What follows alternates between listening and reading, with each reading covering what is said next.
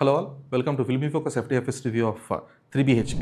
Siddharth, Sharath Kumar, Chaitra Achar, Devayani and Meeta Raghunathan key roles play చేసిన సినిమా 3BHK. Shri Ganesh ఈ సినిమా దర్శకుడు. ఒక మధ్యతరగతి కుటుంబానికి ఒక 3BHK ఫ్లాట్ అంటే ఒక సొంత ఇంటి కళ అనేది చాలా పెద్ద అచీవ్మెంట్ అనమాట.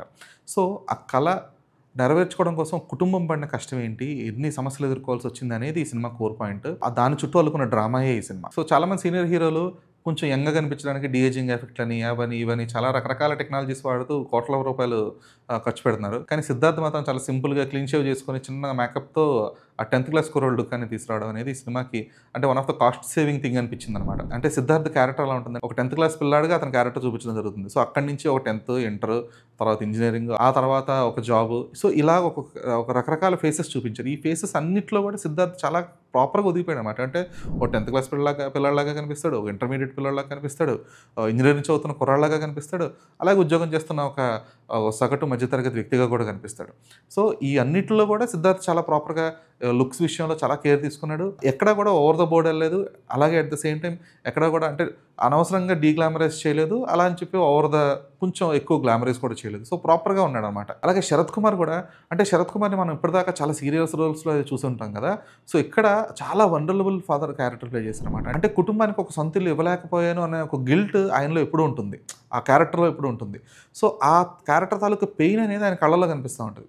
సో అందువల్ల కొడుకు తప్పు చేసినా లేదంటే కూతురు ఏదన్నా ఒక మాట అన్నా కూడా ఎప్పుడు కూడా ఎదురు తిరగలేకపోతుంటాడు అతను. సో దానికి కారణం తానే ఒక గిల్ట్లో ఉన్న ఫీలింగ్ అనమాట. అంటే వీళ్ళకి ఒక సొంత ఇల్లు ఇవ్వకపోయినా లేదంటే ఒక ప్రాపర్ లైఫ్ స్టైల్ వీళ్ళకి ఇవ్వలేకపోయినా అని చెప్పేసి ఒక మిడిల్ క్లాస్ ఫాదర్ ట్రైట్స్ ఉంటాయి కదా. సో అవన్నీ కూడా శరత్ కుమార్లో కనిపిస్తాయి. ఒక సీజన్డ్ ఆర్టిస్ట్కి ఒక ప్రాపర్ క్యారెక్టర్ పెడితే ఎలా ఉంటుంది అనేది ఈ సినిమాలో చూస్తాం మనం శరత్ కుమార్ పాత్రలో. దేవయాని స్క్రీన్ ప్రెజెన్స్ చాలా బాగుంది. అంటే ఒక ప్రాపర్ మిడిల్ క్లాస్ మదర్. అంటే పాపం మనం మోస్ట్లీ ఇంట్లో మదర్స్ ఏంటంటే అందరూ డిస్కస్ చేసుకుంటుంటే ఆవిడ మాత్రం సైలెంట్గా ఉండి చూస్తూ ఉంటుంది పక్క నుంచి, ఎక్కువ ఇన్వాల్వ్ అవ్వరు అనమాట. సో ఆ క్యారెక్టర్ ట్రైట్ని ఈ సినిమాలో చూపించారు. అయితే దేవయాన్ లాంటి ఒక ఆర్టిస్ట్ని పెట్టుకున్నప్పుడు ఖచ్చితంగా ఆవిడకి కూడా కొంచెం డైలాగ్స్ ఇస్తే బాగుండేది కదా. ఎందుకంటే సినిమా అంతా కూడా మోస్ట్లీ సిద్ధార్థ్ పర్స్పెక్టివ్లోనో అండ్ శరత్ కుమార్ పర్స్పెక్టివ్లోనే నడుస్తూ ఉంటుంది. బట్ ఒక ఫ్యామిలీ అంటే అందరూ సమాన భాగం కదా, అందులో ముఖ్యంగా తల్లి పాత్ర చాలా క్రూషియల్. సో ఆవిడ పర్స్పెక్టివ్లో కూడా కొన్ని సీన్స్ ఉండే, ఆవిడకి కూడా కొన్ని డైలాగ్స్ ఉంటే బాగుండు కదా అనిపించింది. కన్నడ హీరోయిన్ చైత్ర ఆచార్ ఈ సినిమాలో హీరోయిన్ అనిపించింది. సో ఆమె సీన్స్ చాలా తక్కువ, అంటే లిటరలీ ఫస్ట్లో కనిపించి మళ్ళీ కరెక్ట్గా సెకండ్ హాఫ్లో కొంచెం ఎండ్లో లాస్ట్ 20-30 మినిట్స్లో వస్తుంది ఆ అమ్మాయి. బట్ స్టిల్ ఆమె ప్రెజెన్స్ చాలా బాగుంటుంది. అంటే ఒక ప్రాపర్ లోవర్ మిడిల్ క్లాస్ లుక్ను తీసుకొస్తుంది ఆ అమ్మాయి. సో అలాగే ఆ క్యారెక్టర్ ప్లే చేసిన విధానం కూడా, అంటే ఒక చిన్నపాటి కంగారు ఉంటుంది ఆ అమ్మాయి పాత్రకి, ఒక చిన్నపాటి పెయిన్ ఉంటుంది ఆ అమ్మాయి పాత్రకి. సో ఆ పెయిన్ని, ఆ కంగారుని, ఆ ఇన్నోసెన్స్ని చాలా ప్రాపర్గా క్యారీ చేసింది. అలాగే గుడ్ నైట్ ఫై మీటా రఘునాథన్. సో తను ఆల్రెడీ ఈ కైండ్ ఆఫ్ రోల్స్ చేసే ఉంది. అంటే గుడ్ నైట్లో ఆమె ప్లే చేసిన క్యారెక్టర్ ఆల్మోస్ట్ ఇందులో సిమిలర్గానే ఉంటుంది అనమాట. అంటే ఒకవేళ గుడ్ నైట్లో ఆమె ప్లే చేసిన ఒక క్యారెక్టర్కి ఒక ఫ్యామిలీ ఉంటే సేమ్ ఆమె పెర్ఫార్మెన్స్ అలాగే ఉంటుంది. సో ఆ పెర్ఫార్మెన్స్లో కూడా ఈ అమ్మాయి చాలా కొంచెం మెచ్యూరిటీ కనబరిచింది. ఒక సీక్వెన్స్ ఉంటుంది వేర్ షీ బర్స్ట్స్ అవుట్. అంటే పెళ్లి గురించా లేదంటే ఒక మెచ్యూర్ రిలేషన్షిప్ గురించా, ఇవన్నిట్లో ఒక్కసారిగా పేరెంట్స్ ముందు బర్స్ట్ అవుతుంది.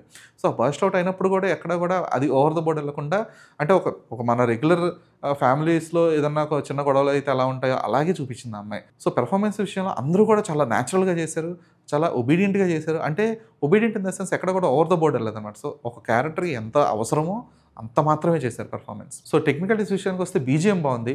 అంటే సాంగ్స్ ఉన్నవి కూడా అవి మోస్ట్లీ మాంటేజ్ సాంగ్స్ లాగే ఉన్నాయి. సో అంతగా సాంగ్స్ అయితే ఆకట్టుకోలేకపోయాయి. బట్ బీజిఎం అయితే చాలా సూతింగ్గా ఉంది. ఎక్కడైతే ఎమోషన్, ఒక హై ఎమోషన్ ఇవ్వాలో లేదంటే ఎక్కడైతే ఒక లో ఫీల్ ఇవ్వాలో ఖచ్చితంగా అక్కడ కావాల్సిన ఎమోషన్ అయితే ప్రాపర్గా ఎలివేట్ చేసింది బీజిఎం. సినిమాటోగ్రఫీ వర్క్ కూడా చాలా డీసెంట్గా ఉంది. అండ్ ముఖ్యంగా ఆర్ట్ డిపార్ట్మెంట్ వర్క్, అంటే ఆర్ట్ డిపార్ట్మెంట్ వర్క్ ఎంత బాగుంది అంటే, ఇప్పుడు for example hero and family రకరకాల ఇల్లు మారుతూ ఉంటారు వాళ్ళ జీవితంలో. ఎందుకంటే ఒక్కొక్క ఇంటి నుంచి మారుతూ వస్తూ ఉంటారు అనమాట. సో ఆ ఇల్లు అన్నింటిలో కూడా proper lower middle class feel అనేది తీసుకురావడంలో సక్సెస్ అయ్యారు. అంటే అందులో కూడా ఒక ట్రాన్సిషన్ ఉంటుంది. సో స్టార్టింగ్లో చాలా లోవర్ మిడిల్ క్లాస్ ఉంటారు, అక్కడి నుంచి కొంచెం మిడిల్ క్లాస్కి వస్తారు, అక్కడి నుంచి కొంచెం అప్పర్ మిడిల్ క్లాస్కి వస్తారు. సో దానికి తగ్గట్టుగానే ఇంట్లో ఉన్న సామాన్లు కానీ ఇంట్లో చుట్టూ ఉన్న ఆబ్జెక్ట్స్ని కానీ పెట్టడం జరిగింది. సో ఫర్ ఎగ్జాంపుల్ మనం ఇనీషియల్ పోర్షన్స్లో చూస్తే ఇల్లంతా కూడా చాలా, అంటే ఈ పైపులు లీక్ అవుతూ ఇంట్లోంచి చెమ్మ పెట్టేసి ఇదంతా ఉంటుంది. అక్కడి నుంచి కొంచెం వేరే ఇంటికి వచ్చిన తర్వాత అక్కడ కొంచెం, అంటే మరీ నీట్గా ఉండదు, అలా అని చెప్పేసి మరీ డౌన్గానే ఉండదు అనమాట. సో దానికి కొంచెం బ్యాలెన్స్ చేశారు. కొంచెం ఎప్పుడైతే హీరోకి ఒక ఉద్యోగం వచ్చి కొంచెం పర్లేదు సంపాదిస్తున్నాడు అనుకునే టైంకి ఒక ప్రాపర్ ఒక చిన్న అపార్ట్మెంట్ చూపించారనమాట. సో అక్కడ కొంచెం ప్రాపర్గా ఒక ఇంట్లో ఫ్రిడ్జ్ ఇవన్నీ ఉంటాయి.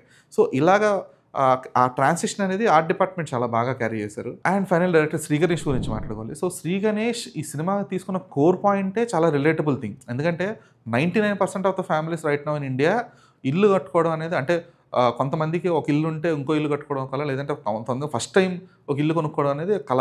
సో అది ఇప్పుడు ప్రజెంట్ ఉన్న రియల్ ఎస్టేట్ రేట్స్ వల్ల అవ్వచ్చు, లేదంటే ట్యాక్స్ల వల్ల అవ్వచ్చు, ఇవన్నీ కూడా అదొక కళగానే మిగిలిపోద్దేమో అన్న భయం కూడా ఉంటుంది చాలామందికి. సో దాన్ని ఇందులో చాలా బాగా ప్రాజెక్ట్ చేశారు. అంటే ఫర్ ఎగ్జాంపుల్ శరత్ కుమార్ ఇల్లు కొనుక్కోవాలనే ఒక కళ, ఇల్లు కొనుక్కోవాలనుకున్నప్పుడు ఇంటి రేటు 15,00,000. ఆ 15,00,000 ఇల్లు కాస్త కొన్ని సంవత్సరాల తర్వాత 20 అవుతుంది, 25 అవుతుంది, 25 నుంచి 40 అవుతుంది. అంటే వాళ్ళు ఇల్లు కొనుక్కునే ఒక టైంలో చూస్తే 2027లో కొనుక్కోగలుగుతారు ఇల్లు వాళ్ళు. కళ అనేది ఎంత దూరంగా ఉంది, దానికోసం ఎన్ని త్యాగాలు చేయాల్సి వస్తుంది.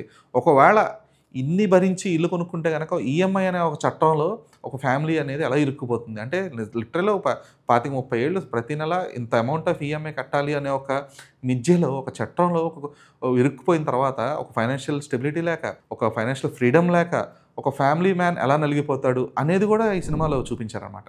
సో ఈ కైండ్ ఆఫ్ ఎమోషన్స్ బాగున్నాయి. అలాగే ఇండైరెక్ట్‌గా లేవనెత్తిన అంశాలు కూడా చాలా బాగున్నాయి. అయితే వీటన్నిటిని పేర్చిన ఒక స్క్రీన్ ప్లే ఏదైతే ఉందో అది కొంచెం లెథార్జిక్‌గా అనిపించింది. ఫర్ ఎగ్జాంపుల్ మనం ఒక ఎమోషన్ ఫీల్ అవుతున్నాం. ఎమోషన్ ఫీల్ అవుతున్నప్పుడు ఎమోషన్‌లో కూడా మొమెంటం ఖచ్చితంగా ఉండాలి. ఇంతకుముందు కూడా మనం ఈ తరహా lower middle class and middle class కష్టాలు చూసే ఉంటాం ఖచ్చితంగా. సెంటిమెంటల్ ఇష్యూస్ కానీ ఇవన్నీ కూడా. అయితే ఆ సెంటిమెంటల్ ఇష్యూస్ ఎక్కడా కూడా లెథార్జిక్‌గా అనిపించకూడదు. That current cinematic viewing experience మారుతున్నప్పుడు, ఆడియన్స్ కొంచెం వేగాన్ని కోరుకుంటున్నప్పుడు ఈ kind of lethargic screenplay అనేది 3 BHK సినిమా విషయంలో కూడా అలాగే జరిగింది. సో ఆ ఎమోషన్ ఏదైతే ఉందో అది కొంచెం డ్రాగ్డ్ అనిపిస్తుంది అనమాట. అంటే వీళ్ళు ఎప్పుడు ఒక సొంత ఇల్లు కొనుక్కుంటారా అని చెప్పేసి ప్రేక్షకుడు ఆత్రంగా ఎదురు చూడడం మానేసి వీళ్ళు తొందరగా ఇల్లు కొనుక్కుంటే బాగుండు అనే ఒక ఫీల్ కూడా వచ్చేస్తారనమాట. అండ్ ఈ మధ్యలో కూడా శరత్ కుమార్ హెల్త్ ఇష్యూస్ కానీ ఇవన్నీ అంటే బేసిక్ ఇవన్నీ కూడా రియలిస్టిక్ ఇష్యూసే. ఏది కూడా కావాలని తెచ్చిపెట్టిన అంశాలు ఏం కాదు. సో ఇవన్నీ కూడా రియలిస్టిక్ ఇష్యూసే. కాకపోతే ఆ రియలిస్టిక్ ఇష్యూస్కి సినిమాటిక్లు బట్టి తీసుకున్నప్పుడు అది కంప్లీట్గా ఉండాలి. ఆ చిన్నపాటి సినిమాటిక్లు బట్టి తీసుకున్న ఎండింగ్లో మాత్రమే మిగిలినంత చాలా న్యాచురల్గా తీసుకోవడం అనేది కొంచెం మైనస్ అయింది. ఈ చిన్నపాటి లెథార్జిక్ ఎమోషన్ కానీ ఆ ల్యాగ్ని కానీ కొంచెం బేర్ చేయగలిగితే కనుక 3 BHK will give you a complete satisfaction for sure. Only thing is వీటిని కొంచెం భరించగలగాలన్నమాట. ఎందుకంటే ద పర్ఫార్మెన్సెస్ కానీ ఆ బీజిఎం కానీ ఆ ఎమోషన్స్ కానీ ఇవన్నీ కూడా చాలా ప్రాపర్గా వర్కౌట్ అయ్యాయి. అండ్ స్పెసిఫిక్గా ఈ మిడిల్ క్లాస్ ఫ్యామిలీస్కి, లోవర్ మిడిల్ క్లాస్ ఫ్యామిలీస్కి అండ్ అలాగే ఇల్లు కొనాలనుకున్న ప్రతి ఒక్కరికి కూడా ఈ సినిమా కనెక్ట్ అవుతుంది. This is Dheeraj signing of.